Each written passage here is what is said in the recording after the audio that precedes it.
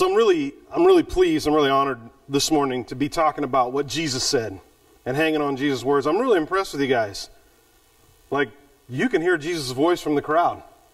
I like that. When Jesus speaks, you all recognize. That's a good group of believers to be part of.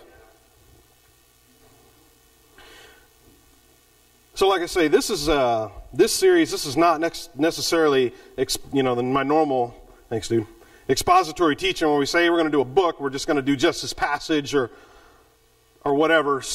This is like fresh manna. It's like, Lord, what do you got for us Sunday? And he's like, boop, there it is. Like, okay, so what it's going to look like the next few weeks, as of right now, I don't know. But I can tell you that right now, in this moment, we're going to look at Luke chapter 14. So, if you got your Bibles, go ahead and power those on and get there, or turn them open, or however you need it. If you need a Bible, raise your hand.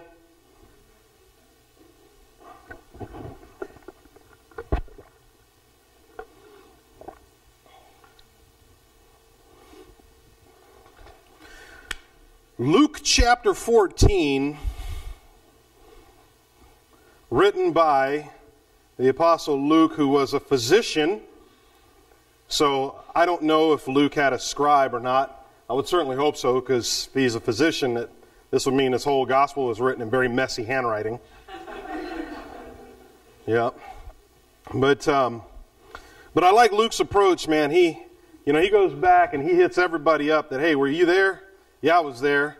Tell me all about it. What happened? The thing about the Word of God, the Bible, written by eyewitnesses during the lifetime of other eyewitnesses. So that way, if you're not sure about something, you can go back and check and see, hey, man, did we get that right? So, Luke chapter 14, I love this part right here. Of course, it's about Jesus. And in the ESV Bible, there are several sections. We're going to hit 3 of those sections today in Luke 14. Now, there are what the headings are in those sections, and then I have what is, if I was writing this, what I would have made the heading say. Okay? So, the first one says, healing of man on the Sabbath. But I would have called it, don't be an idiot.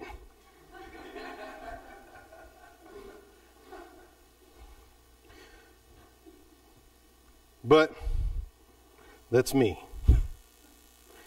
And let us thank the Lord that I did not write this. Oh, it would have been something. Starting in verse 1, one Sabbath, when he went to dine at the house of the ruler of the Pharisees, they were watching him carefully. And behold, there was a man before him who had dropsy. And Jesus responded to the lawyers and the Pharisees, saying, is it lawful to heal on the Sabbath or not? But they remained silent. Then he took him and healed him and sent him away. And he said to them, which of you having a son or an ox that has fallen into a well on a Sabbath day will not immediately pull him out? And they could not reply to these things. Now for us, this makes perfect sense. On a Sabbath day, my son falls into a well. Depending on his behavior, I'll pull him out. The ox falls into the well on Sabbath day. Of course, I pull him. If I think nobody's looking, I'm going to pull him out on the Sabbath day. That's why I say, man, don't be an idiot. That's where Jesus is going, like really? But let's look at all the variables, all the context of this. First thing it says, on Sabbath. So this is a Friday night. This is a Friday night, they're going for dinner. He's at the ruler of the Pharisees. Now, you had 2 religious rulers in those days. You had the Pharisees and you had the Sadducees. One of them was very conservative. One of them was very liberal. The Pharisees, much more on the left side. Right? Am I right? No. Psych. Just kidding. Lord, forgive me for lying. I repent. The Sadducees, much more on the liberal side. Okay? The Pharisees, much more on the conservative side. They focused solely on the Word. They said, man, if it's not in here, it cannot be. Sadducees, on the other hand, are like, hey, man, we're all about us some oral tradition. I know it's not written, but it's been passed down, oral tradition, and that holds just as much weight as the written Word of God. So when you see those two words, some of these folks worked in ministry, some of them didn't. Some of them were heads of families, heads of clans, heads of like particular villages, right? So we have Pharisees and we have the Sadducees. So we got the conservatives, we got the liberals, we got those who stuck solely to the book. And when you look, what it says, and Jesus responded to the lawyers, to the attorneys, to the guys that are like, hey, let's look at the law. Let's look at what's written. And how can we manipulate that? Right? How can we manipulate that to work into our favor? But he brings this really solid question. He asks the lawyers, and the question is it lawful to heal on the Sabbath or not? Now, what's the answer to that question? Yes or no? Read the law. The answer is no. If we go solely by the law as it's written, oh, man, we don't do work. We don't do that ministry stuff. We don't do that. But see, Jesus is like, come on, guys. Use common sense. I'm here to fulfill the law and change your thinking. And what trumps law, love? If your son falls into a well, it's against the law for me to pull you out. I'll see you at sunset tomorrow, son.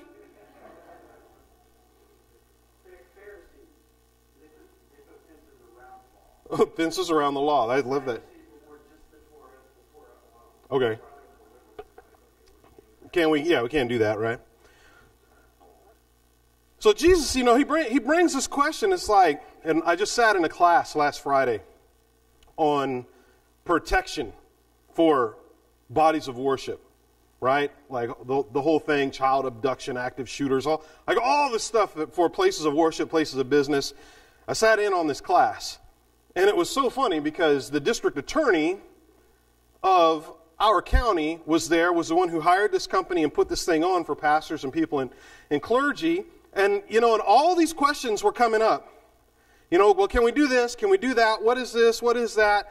And it was so funny because, the questions would get asked like an attorney and answered like a politician.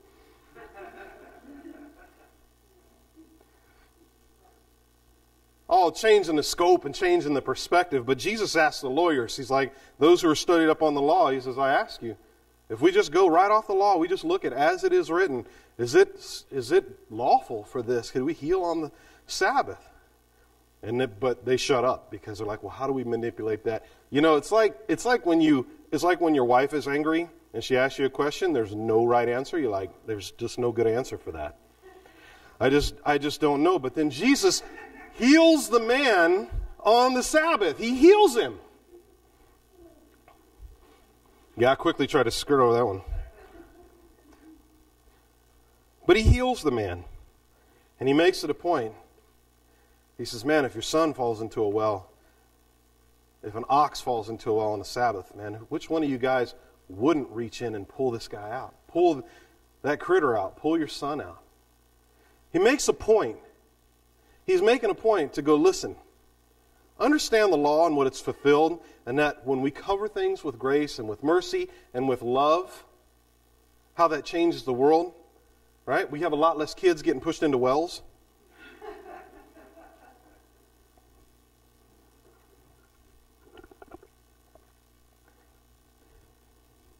Jesus asks us questions sometimes that are almost rhetorical in nature because it's not so much that he's looking for an answer, he's looking for us to change our thinking.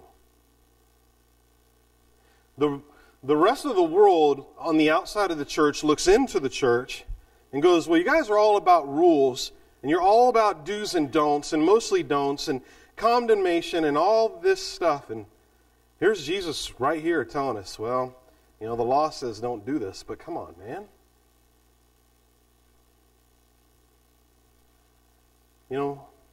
let's start thinking. Don't be an idiot. Don't get so hung up that we lose sight of what we're here for, to love each other, to love God and to love one another. And Jesus himself sets the example. He's at the ruler of the Pharisees' house on a Friday night for dinner, and he's chilling out, and he sees that the man has dropsy, which you don't really see that, right? That's a really old word. Anybody know what dropsy? Ever heard that word? No. My grandmother is 92 years old, and she talks about dropsy. And way back when, it was typically referred to as heart disease. It's basically pulmonary edema, bleeding around a major organ, typically your heart. But that's what they called heart disease way back in the day, is dropsy. So it's like you don't really see that. Like, man, you got, dropsy. Yeah. What I call it when I drop a lot of stuff. So this guy's got heart disease, and Jesus heals him. Boop. And then sends him away. Says, man, you can't stay for dinner. Get out of here. All right. But he always sent people away when he healed them. Why? He's like, go tell what the Lord's done here. All right. So I love this. I absolutely love this. That this begins to set the tone for the entire meal, for the entire evening. It's like one of the first things he does. Brings up this kind of trick question, makes it, it's like, hey, we're here partying, we're having a good time, Shabbat Shalom, got the little wine flowing, this, that, and the other. Oh, Jesus, good way to make it weird, man. Why are you going to ask us a question about the law with this dude right here and the other? It's like, man. But Jesus is like, man, you guys need to start changing how you think. And Jesus didn't heal the guy just because he could. He didn't heal him just to prove a point. It's easy for us to look at this and go, well, Jesus says, hey, man, get your stuff and roll up your mat and walk on out of here. Let me see your hand. It's jacked up. Poof, poof. Man, you're good. Nux, let's roll. No, it's not. He didn't do that just to prove a point. See, let's not fail to understand and to stop for a moment and to go, every relationship with Jesus is personal. It's very personal. In a sense, Jesus is like, I don't care if the Pharisees are here or not. I don't care if the ruler's here or not. I don't care if somebody knows the law or not. Here's the deal. I know you. I love you. You're jacked up. Let's get that fixed.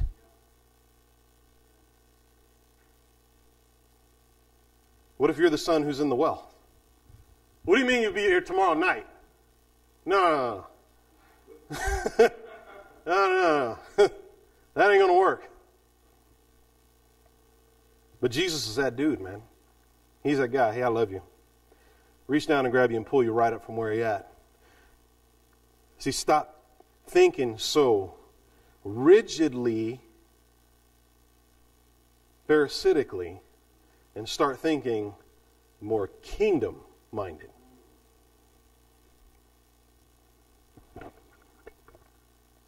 So that's how he opens up the evening. Okay.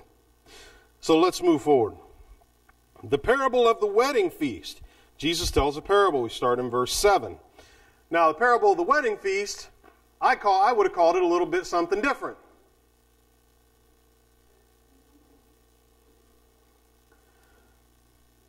I would have named this, Know Your Role, man. Know your role. Now, he told a parable to those who were invited when he noticed how they chose the places of honor, saying to them. Now, hold on, let's stop right there. Let's just stop, just right there, just for a moment. Now, they're at the point in the evening where they're going to move to the table to eat. Okay? We're going to move to the table to eat. And we go, well, places of honor. Well, what does that mean? What does that mean? The places of honor. Now, let me ask you this. How many of you growing up as families or as families now, when you had a meal as a family, sat down at the table with the TV off and had a meal as a family? That's mostly how I grew up. That's what we did. You know, and how much of society now says, okay, there's a load of processed stuff, okay, bubbling and frozen in the microwave, grab whatever, put it on a plate, we're going to turn on the TV and everybody sit around and do that, right? That's not how my family rolled. And that's not how my family rolls now. We sit down at the table and we have a meal. And that's what we do. Now, one of the things that we did is the dining room table we have, all 5 of us built that table. We all made the table.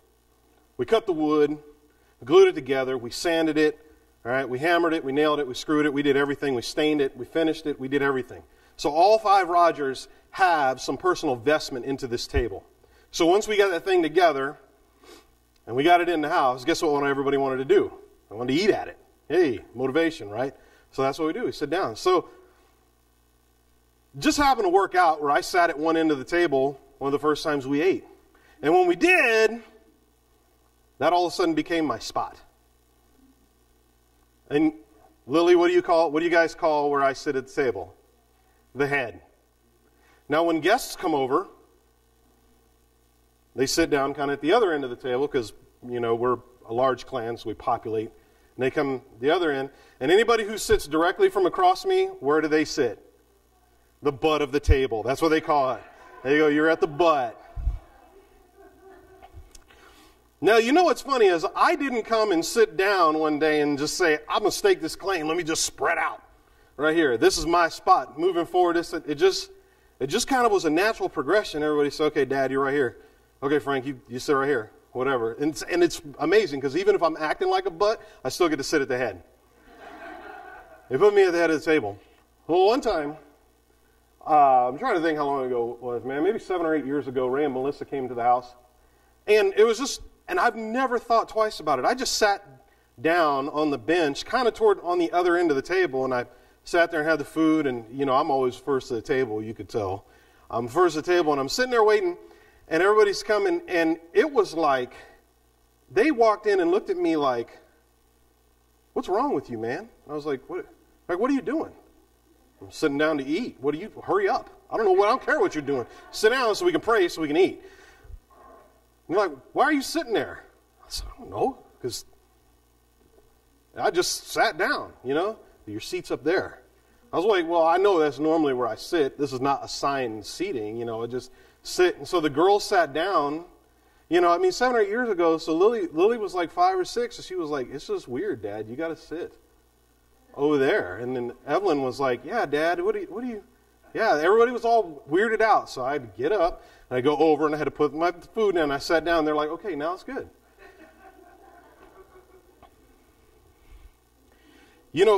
And it's funny because, like I say, I was never the one to sit down and just stake my claim and go, I'm head of this household, I'm husband, I'm father, I'm the father of this house, I'm everything, this is my spot. This is where my family placed me. They put me there. And when we go into people's homes, or when you sit at a business dinner, or whatever the case is, a lot of times you can just look at the table and you can see the pecking order of who's who and what everybody role is just based off of where they're sitting. So, coming back to this, Jesus just made it weird in the room. He's got attorneys that are like, that won't talk. Okay, you made it really weird if you make an attorney not talk.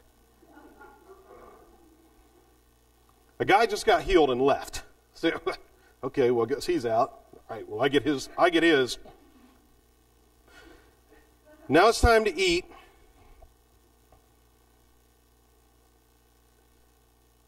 And Jesus told this parable when he noticed how they chose the places of honor. Interesting. He says, when you are invited by someone to a wedding feast, do you sit down in a place of honor? Lest someone more distinguished than you be invited by him, and he who invited you both will come and say to you, give your place to this person. And then you will begin with shame to take the lowest place. And I remember what was really weird about the whole thing with Ray and Melissa coming is when we sat down, the way that I sat down first and made everybody sit down is Ray ended up in my spot. That's what it was. And everybody was like, we just can't go there, man. I can't get my head around Ray being the head of Ray's like my brother. And I'm like, of course, man, you can be that, whatever. I don't care. And then what I did, because I'm big and I always have the most plates and the most food, is I dole out that side of the table. And so instead of finishing it and everything like I should, we just pick the table up and I rotate it and move it. So we rotate it on the other end, but I still sit in the same spot. So then they're like, okay, this is weird, man. I'm used to seeing this mark right here, and it's not. And Dad, what are you doing?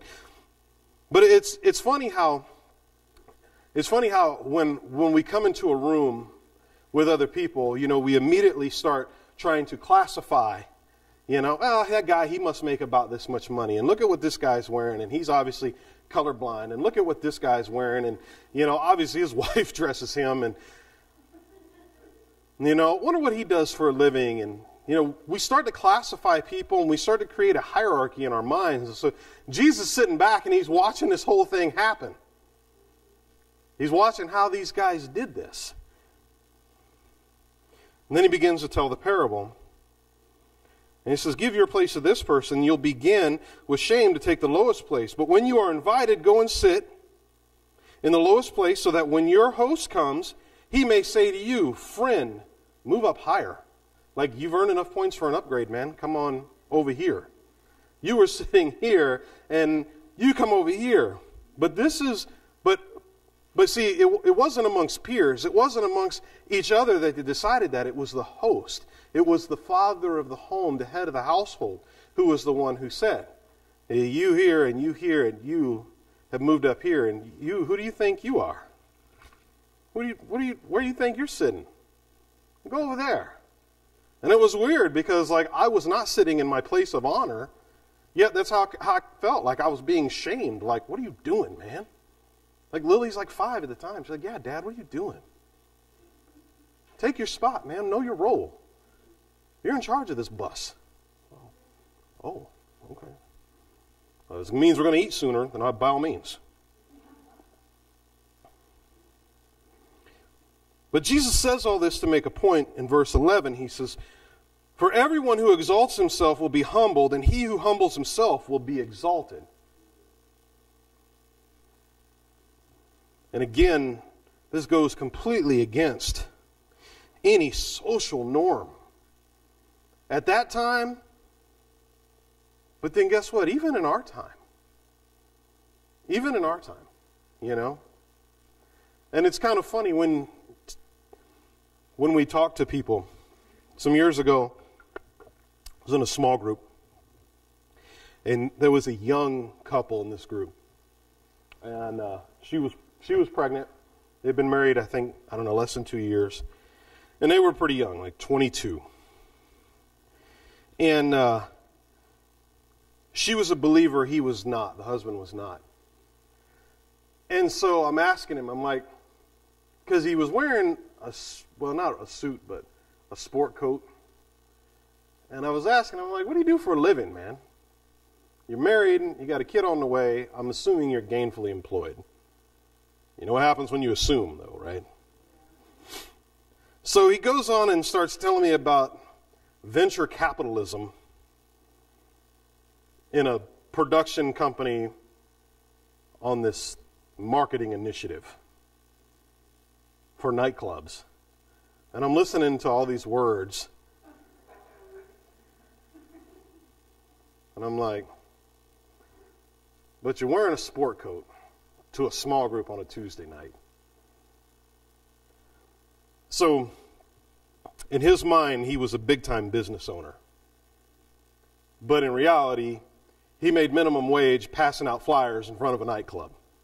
That's what that venture capitalism, with a marketing initiative and everything for particular nightclubs, was that. He owns his own business passing out flyers at a nightclub. And it was so eye-opening at that time, number one, for me to realize, man, when I was 22, I was dumb. Because I would pull the same lines and run the same, you know what I mean? Like there was the good 22-year-olds, and then there was the rest of us. But it was just so funny how we try to recognize or understand our own position and elevate that. And we put that again in a pecking order to go, well, I might be lesser than you, but I'm greater than you. Or you might tell me that I'm greater than I am, or you might tell me that I'm lower than I think that I am. It becomes this whole, right, class and caste. Where's our identity? You know, who are we? And so Jesus is watching this happen. He's like, all right, let me see what these guys do. I just made it as weird as I could. Let me see what these guys do. What are they doing?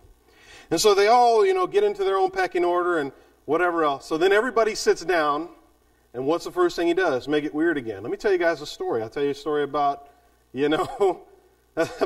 about these guys that come to a wedding banquet, and the guy who sits in a place of honor who really shouldn't, and the guy who's really should be honored, should sit in the place that he shouldn't. That it's not up to each of you to determine your role and your importance in the kingdom. That's up to the father of the house to decide and to assign you your identity of who you are in the kingdom and to know your role in the kingdom. Like, man, we're just sitting down to eat, and you're going to make it weird again, Jesus. So I can imagine that it's like musical chairs, because what I've been doing, I've been like, I know he was looking at him, but kind of talking to him. You think I'm sitting in the right spot? Like, where should we, like everybody with their plates, like,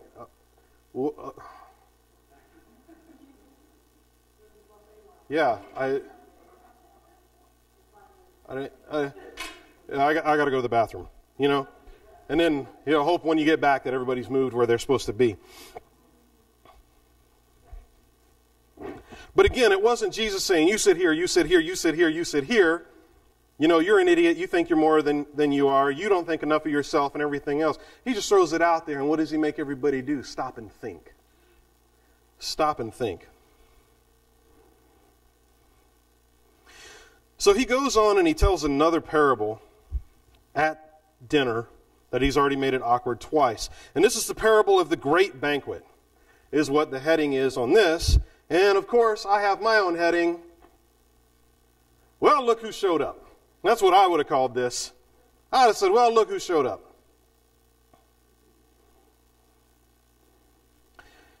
This is verse 12. He said also to the man who had invited him. Now, remember, he's not speaking. Now, this is a little bit different. Before, he was addressing everybody else. But in this, he says he's looking at the man who invited him. So this is the ruler of the Pharisees, the father of the house, the master of the household, the dude who's in charge of the evening of the Sabbath. He looks to him and he tells him this in front of everybody else. He says to him, the man who invited him, when you give a dinner or a banquet, do not invite your friends or your brothers or your relatives or rich neighbors, lest they also invite you in return to be repaid. But when you give a feast, invite the poor, the crippled, the lame, the blind. The poor, the crippled, the lame, the blind. And you will be blessed, because they cannot repay you. For you will be repaid at the resurrection of the just. Now, who was justified at the resurrection? Jesus. And who else did he justify at the resurrection? Us. Us. He's like, don't you guys understand? He's like, don't go tit for tat. I give you some, now you owe me some. Man, I threw a party for you. It's only right you throw a party for me. You did this, I did this for gain. Now you do this back for gain. Jesus is like, listen, guys, it's not all about that. It's not all about that. Now remember who he's talking to. He's talking to Pharisees. How he's talking to the ruler of the Pharisees. He's talking to lawyers, to attorneys, to guys who their whole life, their whole perception on adulthood, on life, on everything goes through the law. Well, we better not do that because of the law. Well, it's okay to do that because of the law. Like, well, should we do that? Let's check with the law. Let's everything focus through the law. When you sit down with the district attorney, when you're in a class talking about safety in places of worship and in places of business, and you ask a question, you're really hoping that I could just get a straight answer. And he comes back and says, well, the law says, like, district attorney, at this point, I'm not really worried about what a law says, man. I want to know, what would you do? What's the right thing here? How do you agree or not agree? He answers like a politician. Jesus is talking to these guys. And he's like, hey, unbind your mind a little bit. And look, because the kingdom is so much different than you think that it is. He's like, we do for each other because we love each other. And your payment comes being part of the kingdom. But this is hard for I'm sure it's very hard for these guys to wrap their minds around. But he says this, he says, because they cannot repay you, for you will be repaid at the resurrection of the just. When one of those reclining at the table with him heard these things, he said to him, now this isn't a question, this is a statement. Right? This is one of the guys replying back to Jesus. He says, blessed everyone who will eat the bread in the kingdom of God. You know, like trying to answer that back, but Jesus, everyone who eats in the kingdom of God is blessed, you know. Like, don't you know? Don't you know? You should listen to me. I'm an attorney. I'm a lawyer. I'm a Pharisee. But he said to him, this is Jesus replying back, a man once gave a great banquet and invited many.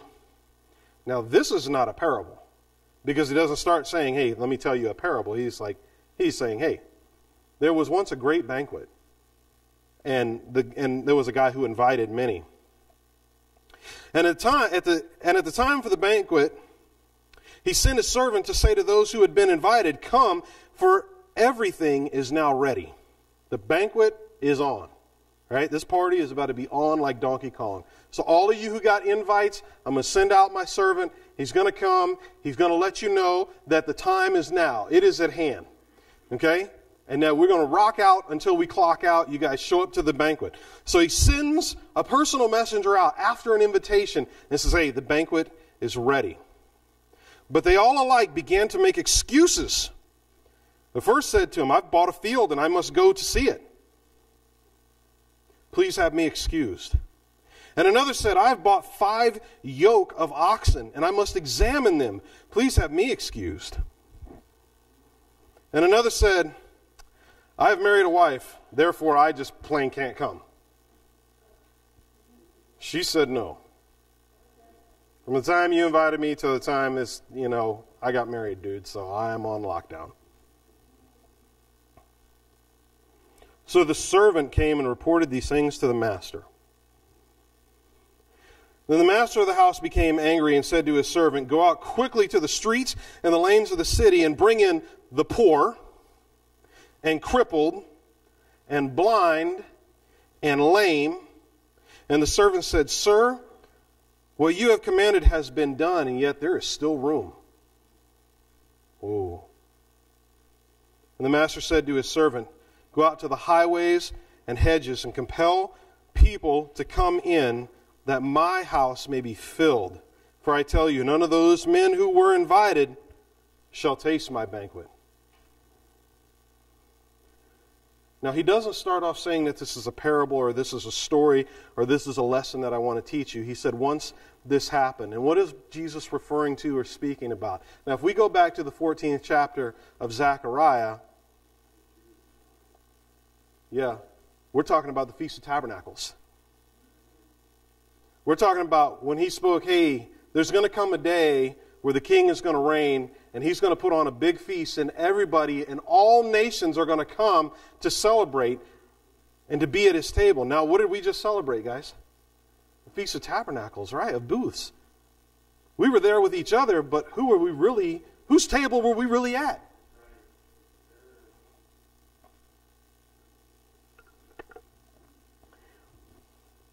Jesus sends out the invitation to the whole world.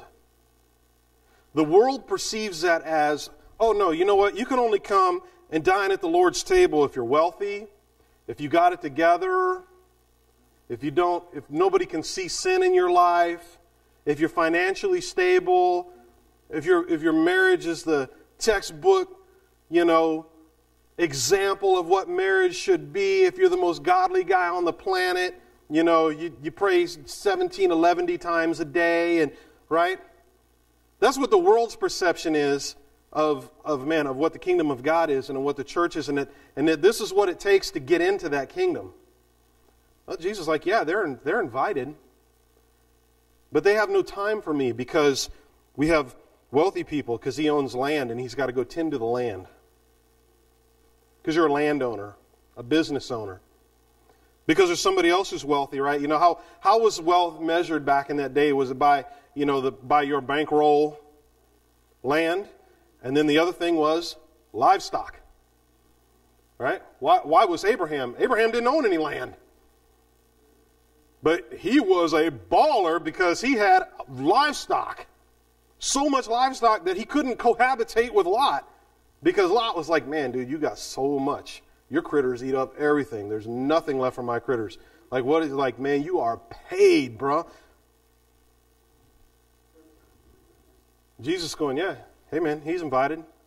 The landowner's invited. The livestock owner's invited. But they began to make excuses saying, no, Lord, I'm too busy for you and your banquet. And they're saying it without saying it. The stuff you've blessed me with, the provision that you've given me, I'm too busy with that stuff.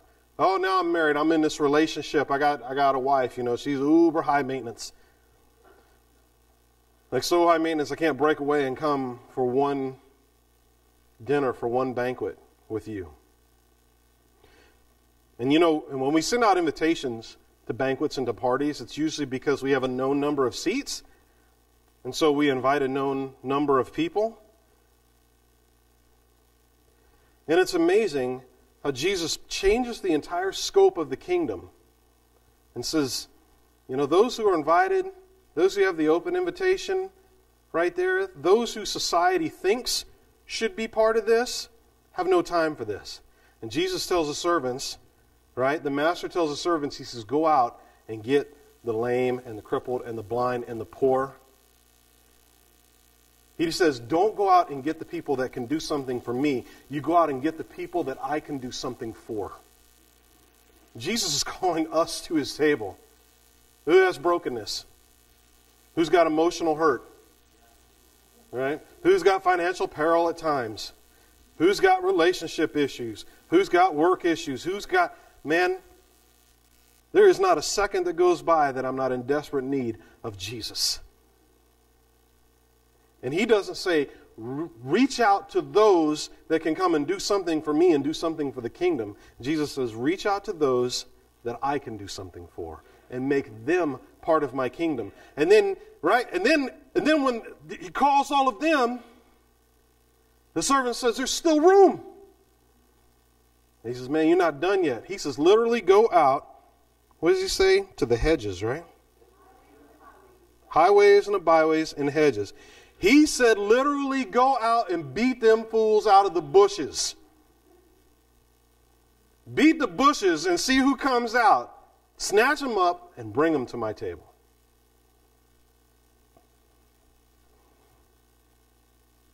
That's a whole different thing. If you've ever been to a homeless shelter or a food bank or something like that, and you've served on that end, or you've been on the other end of that, right? You notice there is a presence, there is an aura in the room of complete humility. Not once have I ever been where I've seen one homeless guy stand up and go, I'm less homeless than you are. Therefore, I sit at the head of the table.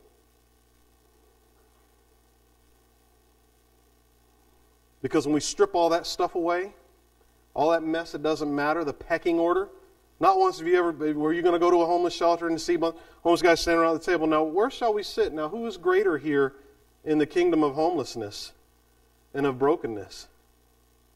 That's not it, man. There's people on the outside saying, if you need something to eat, come. We're not looking for, if we're going to go back to what Jesus said, even Jesus, we could find more red letters, and even Jesus said, what healthy man needs a physician? When Jesus spoke, he spoke of kingdom values, of changing our way of thinking from this Pharisaical way of thinking, from being so bound to the law, from being so bound to society and to expectations, and even the social pressures of looking around and going, you're more important, you're less important, you're this, you're that, social class. And Jesus says, man, whatever. Come to my table. Feast with me. Man, you talk about a Father who loves us. When we celebrated Tabernacles, we had all the booths set up. There was no one booth senior to the next. There were some that were a little more well built. There was not one more important than the other. Which means that there was not one person in the kingdom more important than the other here. See, we don't have to worry about the pecking order. Jesus is the head of this table.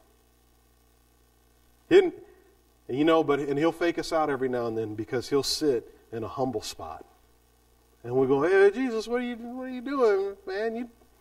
You belong over there and whatever. And he's like, no, man. You guys come. There's something about when Jesus speaks that we should stop and listen and internalize and think about where he's calling us. He's not calling us to be part of a club or a nonprofit organization. He's calling us to be part of a kingdom. That's hard for us to wrap our minds around, living in a democracy. We don't know what it's like to have a supreme ruler, to have a theocracy where God rules. Yeah, God rules over our hearts, therefore he rules over us collectively. I think even sometimes in church, where it's all about Jesus, we overlook what Jesus says. So for the next few weeks, we're just going to keep diving in and looking at what Jesus said. Because, well, look who showed up to the banquet. Look around. Look who showed up to the banquet. I think we're all here to be at the feet of Jesus. Because I can guarantee you, however many men, including the leader of the Pharisees that night, the next day they walked away different, being in his presence and hearing what he had to say. So we'll wrap up in prayer and just say, Lord, thank you.